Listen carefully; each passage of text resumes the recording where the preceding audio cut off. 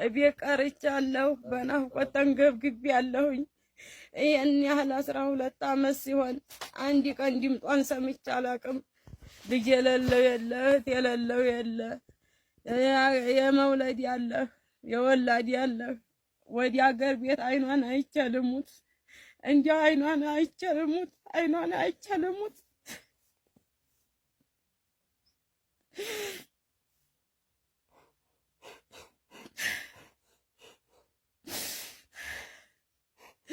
እንዲያው በሩ የት ድረስና እንዲያው አይኗን አይቼ ወዲ አገር ቤት ላኩልኝ።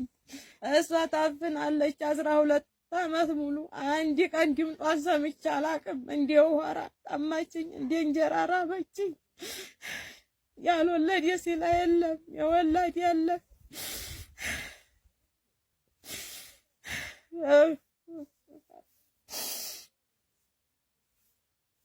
ቀብሮም ቁርጥ ያወቀ አንድ ተስፋ ነው። ዘመር ጋር አለኝ በማለት እንዲሁ በመጓጓት እርሜን ፈጀው። ዛሬ ትመጣለች፣ ነገ ትመጣለች። ልጄ ታፍና እንዲሁ ቀረ። እንዲሁ ልጄ ጋር ሳልገናኝ እንዲሁ ቀረ። እንዲያው ወደዚህ ላኩልኝና አይኗን ልያትና ልሙት። አፋፍ ደርሻለሁ። እኔ መገናኘቴንም አላህ ነው የሚያውቀው።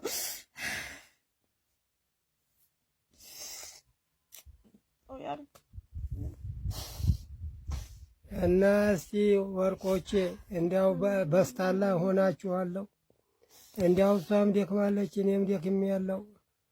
እንዲያው ያልወለደ የለም። እንዲያው ወደዚሁ አምጡልኝ፣ ወደዚሁ አምጡልኝ። የመንግስት አለህ እንዲያው በስታላህ አታጡም። ታላህ ቤት እንዲያው ሚንዲያችሁን አላህ ይክፈልላችሁ። አደራ በዚሁ እንግዲህ አበቃለሁ። አደራ ወርቆቼ እናቶቼ፣ እንዲያው በናፍቆት ተሰቃይተናል። ይህን እናት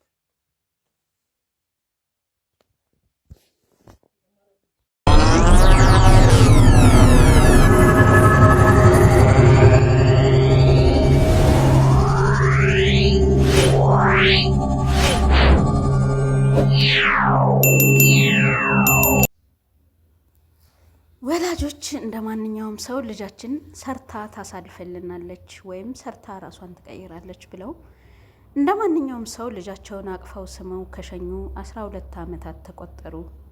ነገር ግን ልጃቸውን እንደሸኟት ድጋሚ እንኳን አይደለም ላይን ለስጋ ለመገናኘት ይቅርና ድምጿም የውሃ ሽታ ሆኖባቸዋል። እኒህ እናትና አባት እኒህ ወላጆች በናፍቆት እየተንገበገቡ በጸጸት እየተንገበገቡ ይገኛሉና እኒህን ወላጆች እንባቸውን ለማበስ የኛ ርብርብና የኛ እገዛ ያስፈልጋቸዋል። ሰላም ጤና ይስጥልኝ ውድና የተከበራችሁ የሰው ዘር በሙሉ እንዴት ናችሁ? እኔ ያለው እግዚአብሔር ይመስገን። በያላችሁበት የእግዚአብሔር ሰላም ይብዛላችሁ።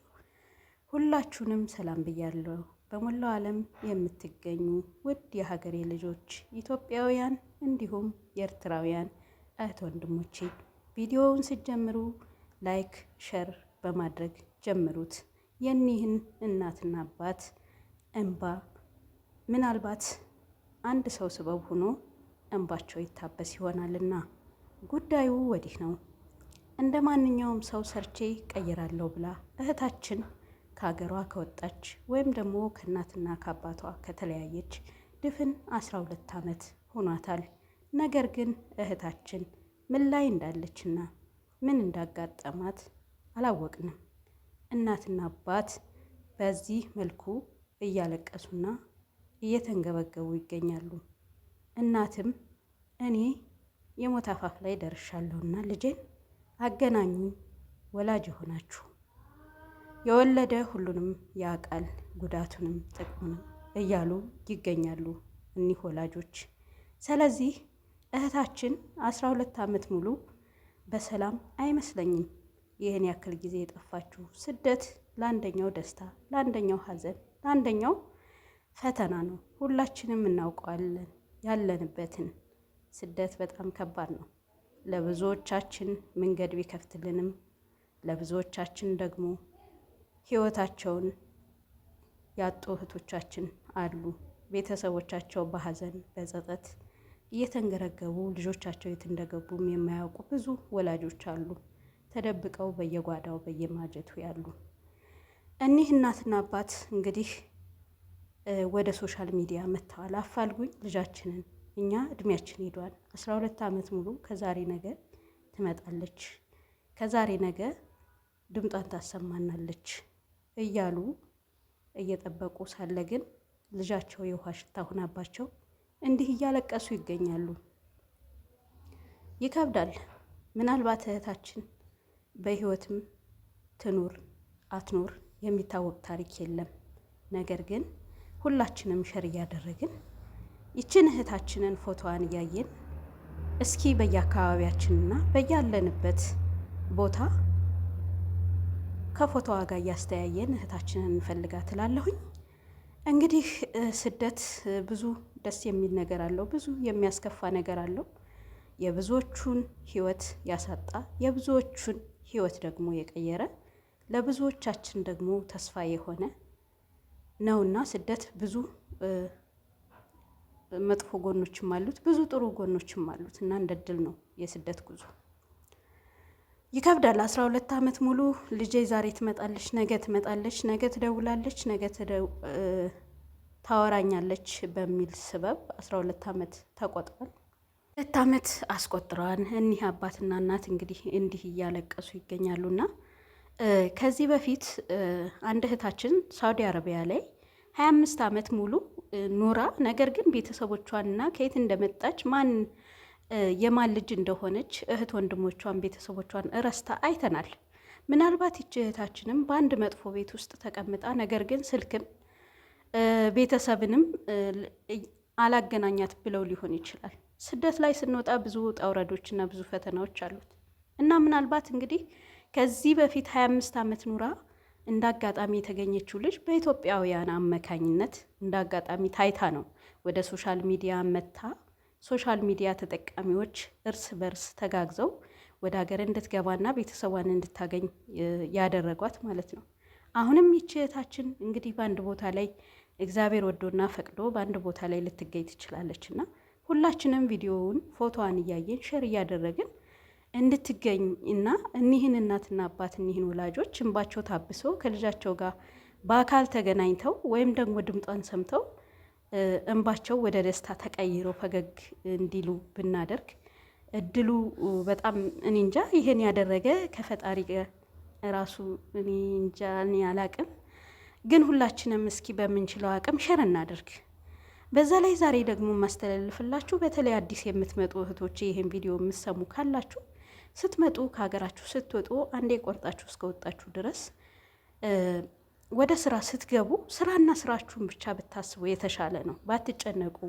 እየተጨነቃችሁ ብዙ እህቶቻችን በጭንቀት ሌላ ውስጥ እየገባችሁ በሽተኛ እየሆናችሁ ምንም በሽታ ሳይኖርባችሁ ነገር ግን በጭንቀት ሌላ ውስጥ እየገባችሁና ሌላ ቦታ ላይ እየተገኛችሁ ነው። አትጨነቁ፣ ጸልዩ፣ በየሃይማኖታችሁ ጸሎት አድርጉ፣ ዱዓ አድርጉ።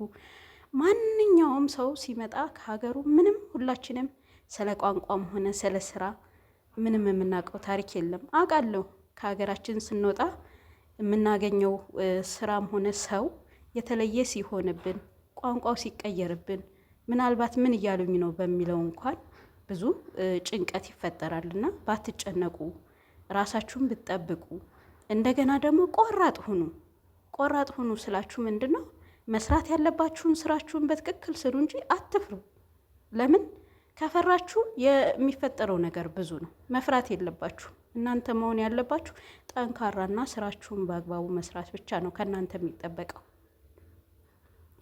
በዛ ላይ ደግሞ ኮስታራ ነው መሆን ያለባችሁ። ከእነሱ ጋር ስራቸውን ስሩ እንጂ መሳቅም መገልፈጥም አያስፈልግም። ኮስተር ብላችሁ ስራችሁን እየሰራችሁ ደሞዛችሁን በሰዓቱ ጠይቁ። መጠየቅ የሚፈልጉትን ነገር መጠየቅ አለባችሁ። አትጨነቁ እህቶቼ። እግዚአብሔር አምላክ የእረፍት እንጀራ ይስጠን። በሰው ሀገር ወጥተን ከመቅረት ፈጣሪ ይጠብቀን። ሀገራችንን ሰላም ያደርግልን። ለእኛም ፍቅር፣ አንድነትን፣ መተጋገዝን፣ መተባበርን ያድለን። በእውነት ወጥቶ መቅረት በጣም ከባድ ነው።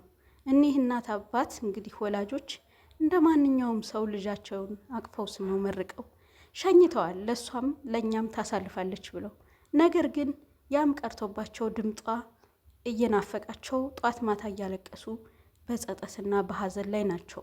እኒህ እናትና አባት እንግዲህ እስከ እድሜ ልክ ድረስ 12 ዓመት ማልቀስ ማለት ይከብዳል። 12 ዓመት አይደለም 1 ወር 2 ወር ምን ያክል እንደሚከብድ እናውቀዋለን ሁላችንም። ቤተሰብ ጋር ሳንደውልና ቤተሰብ ጋር ሳንገናኝ ስንቀር ምን ያክል ውስጣችን እንደሚጎዳ፣ ስልክ እንኳ ደውለን ስልክ አልሰራ ሲለን ምን ያክል እንደምንጨነቅ እናውቀዋለን። ስደት ከባድ ነውና እግዚአብሔር ያገናኛቸው።